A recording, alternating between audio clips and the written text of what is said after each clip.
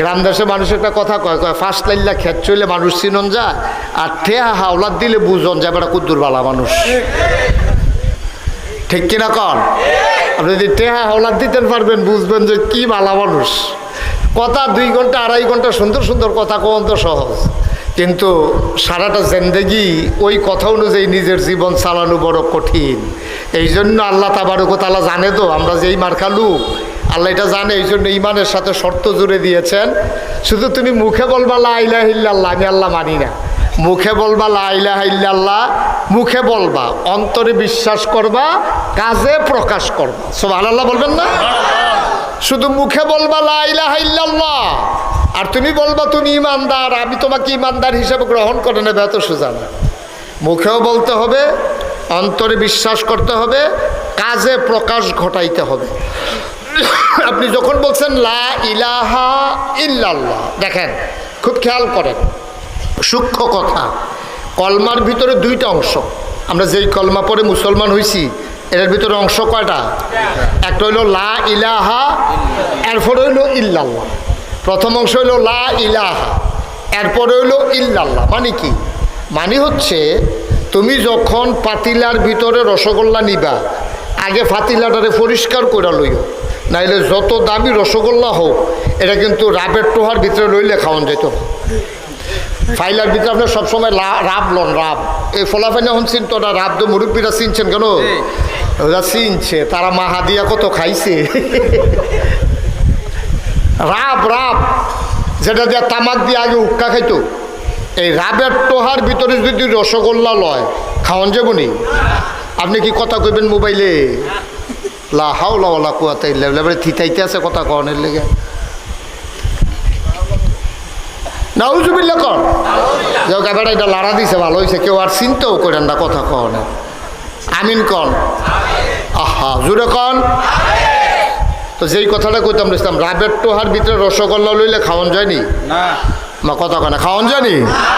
মাগ না দিলে, মাগ না দিতে আছে একবার বাজারও, যে ও আমি তো মিষ্টি দোকান দিলাম, তোমরা তো আমার গুরুত্ব বুঝলা না, কেউ কিনা খাইতেছ না, চিন্তা করে দেখলাম নষ্ট হওয়ার আগে তোমরা ফিরি খাওয়াই দেই, পরে বিছেরে বিছেরে কিনা খাইবা। এই চিন্তা কইরা এবার মাইকে ঘোষণা দিছে, আরেকবার রাত কিন্তু বাজারও গেছে, গিয়া সে চিন্তা করছে যে মাগনা যখন দেয় রসগোল্লা তো আর কিনা খাওয়ানোর কপাল নাই, গৃহস্থী করে খাই, রিক্সা চালাই খাই, ভাত খাইতাম পাই না, রসগোল্লা খাম কমালা। এই চিন্তা করে বেড়ায় গিয়া লাইনও খেয়ে রয়েছে।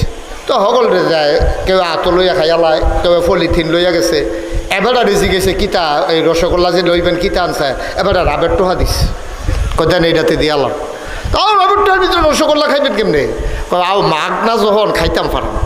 তো রাবের টোহার ভিতরে রসগোল্লা মাগ না লইলেও যেমন খাওয়ন যায় না, ঠিক কিনা কন?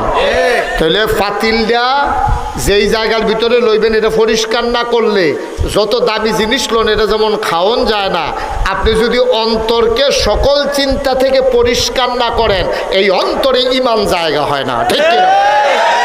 ইমান জায়গা দিতে হলে আগে সকল চিন্তা ভাবনা থেকে অন্তরকে পরিষ্কার করে ফেলতে হবে। তাহলে লা ইলাহা, আমি বলেছি কি লা ইলাহা, কি বলেছি? সবাই বলেন কি বলছি আমরা? মানে কি? মানে হচ্ছে লা ইলাহা নাই, কি নাই? কই কিচ্ছু নাই। বিধানদাতা নাই, আইনদাতা নাই, হায়াতদাতা নাই, মৌতদাতা নাই, রিজিকদাতা নাই, রহমত দৌন্যা নাই, বরকত দৌন্যা নাই, জিফুদ দৌন্যা নাই, না জমিনে ফসল দৌন্যা নাই, বৃষ্টি দৌন্যা নাই, রোদ দৌন্যা নাই, নাই বলতে কিচ্ছু নাই। কথা কি বুঝতে পারছেন? কথা কয় না, কথা বুঝতে পারছেন? নাই, কিচ্ছু নাই, কিচ্ছু নাই। কয় তো কি আছে? কয় ইল্লাল্লাহ, আছে মাত্র এক আল্লাহ। সুবহানাল্লাহ বলবেন না? তাহলে এটা কিন্তু আপনি স্বীকার করে মুসলমান হইছেন, আপনি কিন্তু স্বীকার করে এটা মুসলমান হইছেন। আপনি বলছেন লা ইলাহা ইল্লাল্লাহ, আমার কিচ্ছু নাই, আমার কিচ্ছু নাই। এই জীবন যিনি দিয়েছেন তিনি আল্লাহ, মৃত্যু যিনি দিবেন তিনিও আল্লাহ, আমারে ঘর যিনি দিছেন তিনিও আল্লাহ, আমারে বউ যিনি দিছেন তিনিও আল্লাহ, বউয়ের ঘরে বাচ্চা কাচ্চা যিনি দিছেন তিনিও আল্লাহ, আমার জমিনে ফসল দিছেন তিনিও আল্লাহ।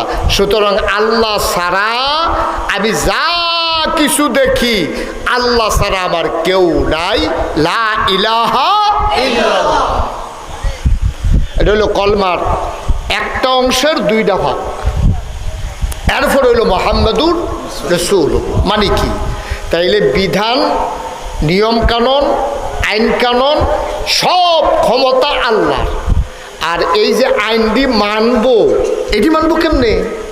আমারে কইছে নামাজ পড়ো, সাল্লু, তোমরা নামাজ পড়ো, আকিমুস সালাহ, তোমরা নামাজ কায়েম করো, ইন্নাস সালাতা তানহা আনিল ফাহশাই ওয়াল মুনকার।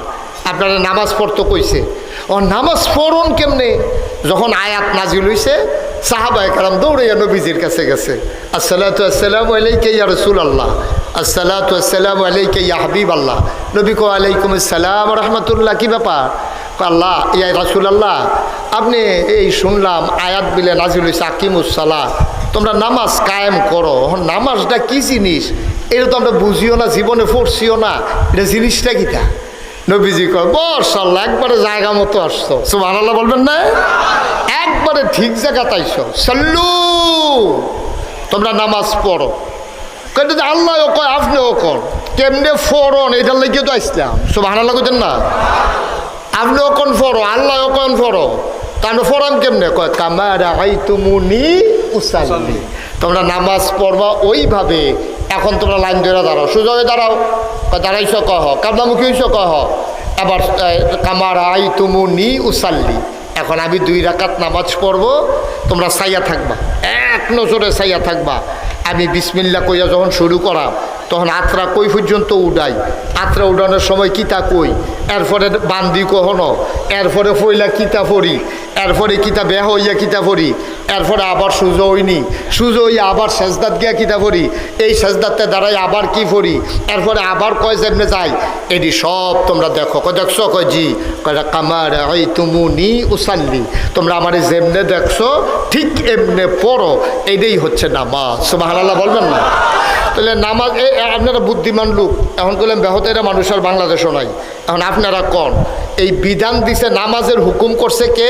আল্লাহ। এই ছেলেটারে বসাই দেন তো, ছেলে না বেড়া, বলো ছেলেও না বেড়াও না, বইতে হয়। এই এই এই তাইলে নামাজের হুকুম করছে কে? আল্লাহ। আবার জুড়ে কন, কে হুকুম করছে? নামাজ দিছে কারা? আর নামাজ ফরন লাগবো কেমনে এটা শিখাইছে কারা? নবীজি। এটা কে শিখাইছে? নবীজি। তাইলে হুকুমদাতা হইল আল্লাহ, বিধানদাতা হইল আল্লাহ। আর এই বিধান পালন করব কেমনে? উসওয়াতুন হাসানা, মডেল, আইডল, আইকন, তিনি হলেন নমুনা। উসওয়াতুন হাসানা, লাকাদ কানা লাকুম ফি রাসূলিল্লাহি উসওয়াতুন হাসানা। এই নবী হলেন মডেল, নবী হলেন আদর্শ, নবী হইলেন নমুনা। ইটের বাট্টাত ইট বানাইতে ফরমার ভিতরে মাটি দিয়া, কম হইলে যেমন আবার ফুরাই দেয়, বেশি হইলে যেমন গুনা দিয়া ফুস দিয়া কাটালায়, ইট বানাইতে যেমন ফরমা লাগে, মুসলমান হইতে হইলে ওই নবীজির ফরমার ভিতরে নিজেরে ফালাইয়া ওই মুসলমানিত্ব জিন্দেগি লাগে, ঠিক কিনা? তাইলে বিধান মানব বা কার? কথা কন, কার? আর তরিকা মানবো কার? নবীজির। এই তো মাশাআল্লাহ। তরিকা মানবো কার? ফির সাহেবের। হ্যাঁ, ফির সাহেবের তরিকা মানন যাবো যদি ফির সাহেবের নবীর তরিকাত থাকে, ঠিক কিনা কর? আর ফির সাহেব যদি নবীর তরিকাত না হে, তুমি ফিরালির আমি গুষ্টি মারি, ঠিক কিনা কও? তোমার ফিরালির আমি দাঁড় দাঁড়ে না, কারণ তোমার জিন্দগির লোভে নবীর জিন্দগির মিল নাই, তোমার জিন্দগিরও কোনো দাম নাই, ঠিক কিনা কও? থাবড়াইয়া যদি ইট বানান দেওয়া যেত, তাহলে তো আর ফরমার কাম লাগলো না, এত সোজা না তো। আপনি সহাল থেকে মাগরিব পর্যন্ত যদি থাবড়াইয়াকে ইট বানাই দিতেন পারেন, এরপর আপনার লোকে ফরে কত হইব? আপনি দেখবেন এগুলটা বাইরে গেলে এগুলটা কোনো চিন্তা, এগুলটা কোনো চিন্তা, এগুলো ঠিক নিও আমার কত না, ঠিক নেই? ফরমার ভিতরে দিয়েও তো জামা হয়েছে,